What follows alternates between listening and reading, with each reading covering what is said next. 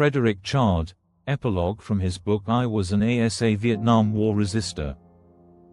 To bury this history would be to erase the stories of those who in the crucible of Vietnam dared to resist not only the enemy abroad, but the silence and complicity at home.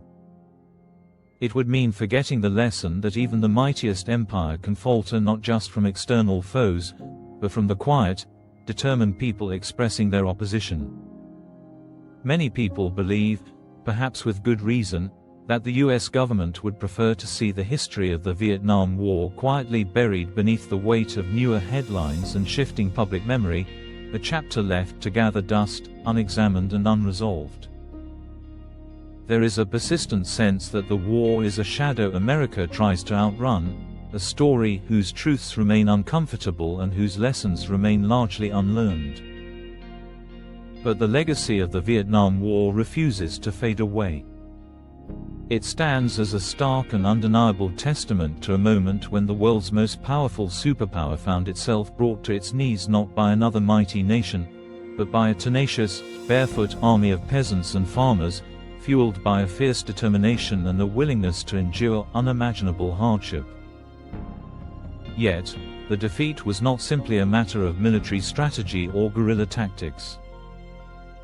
It was also shaped from within the American military itself.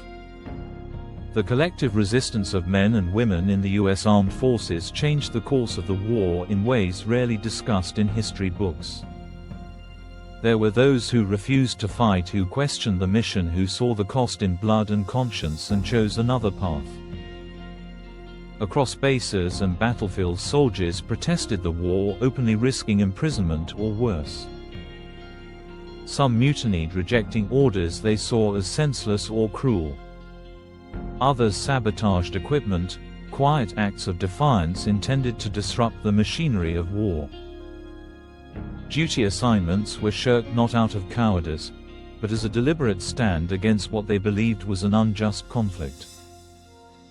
Some in the most desperate and dangerous circumstances went so far as to frag their superior officers with fragmentation grenades, a chilling expression of how deeply the rot of dissent had taken hold.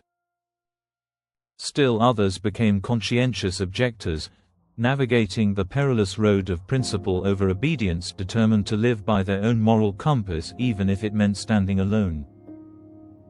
This resistance was not merely a footnote, it was a force that rippled through the entire US military, challenging the official narrative and forcing the nation to confront uncomfortable questions about justice, duty, and the true cost of war. It was the voices of those within the machine who refused to be silent, who exposed the fault lines running through American society itself.